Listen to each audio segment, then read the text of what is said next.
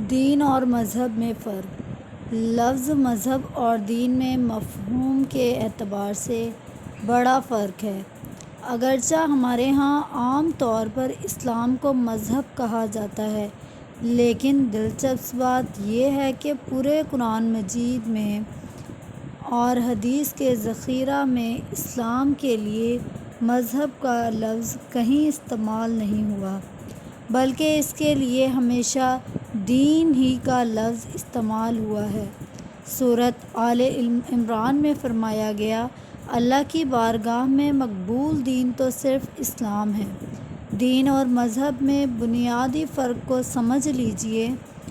مذہب ایک جزوی حقیقت ہے، یہ صرف چند عقائد اور کچھ مراسم عبودیت کے مجموعے کا نام ہے، جبکہ دین سے مراد ہے ایک مکمل نظام زندگی جو تمام پہلوؤں پر حاوی ہو۔ گویا مذہب کے تمام مقابلے میں دین ایک بڑی اور جامع حقیقت ہے۔ اس پس منظر میں اگرچہ یہ کہنا تو شاید درست نہ ہوگا کہ اسلام مذہب نہیں ہے، اس لیے کہ مذہب کے جملہ بھی اسلام میں شامل ہیں۔ اس میں عقائد کا اثر بھی ہے، ایمانیات ہیں، اس میں پھر اس کے مراسم عبودیت ہیں، نماز، روزہ ہے، حج اور زکوٰۃ ہے۔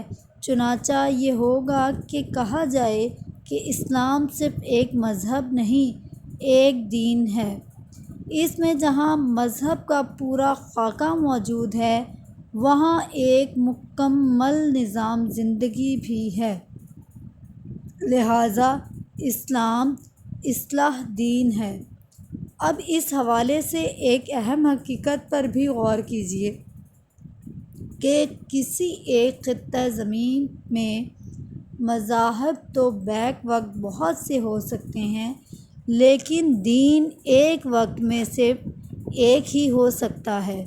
یہ کیسے ممکن ہے کہ سرمایہ دار نظام اور اشتراکی نظام خطہ زمین پر یا کسی ایک ملک میں بیک وقت قائم ہوں؟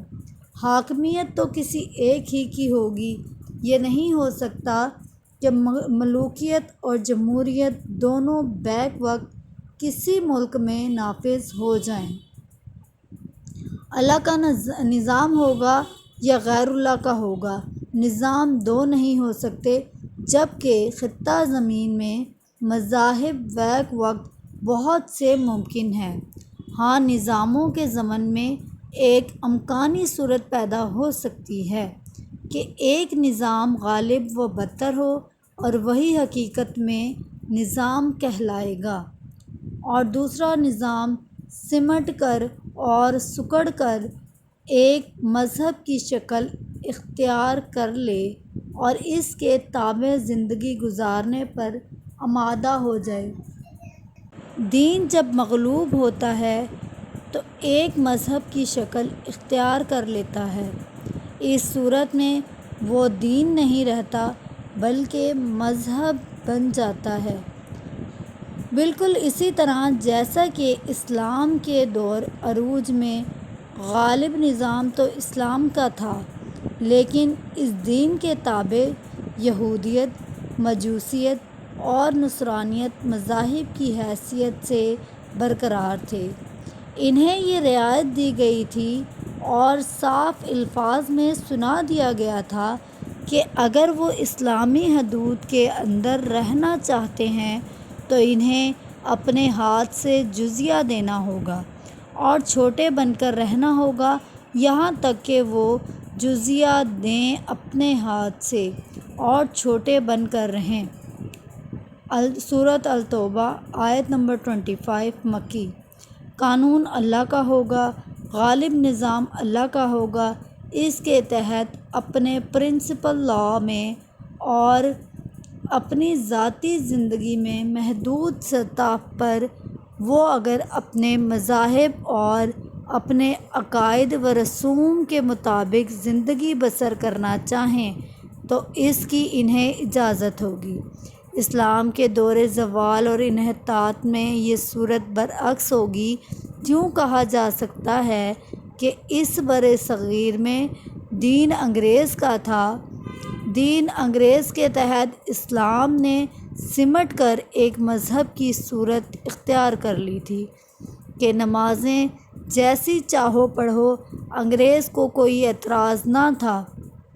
اذانیں بخوشی دیتے رہو، وراثت اور شادی بیاہ کے معاملات بھی اپنے اصول کے مطابق طے کر لو، لیکن ملکی قانون انگریز کی مرضی سے طے ہوگا۔ یہ معاملہ تاج برطانیہ کی بادشاہت کے تحت ہوگا، اس میں تم مداخلت نہیں کر سکتے، جبکہ اسلام میں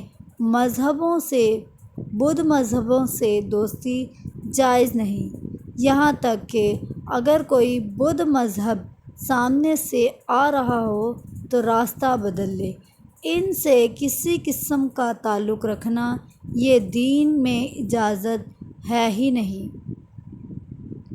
اللہ پاک تمام امت مسلمہ کو دین کی سمجھ اور کامل دین بنا دے، آمین ثم آمین۔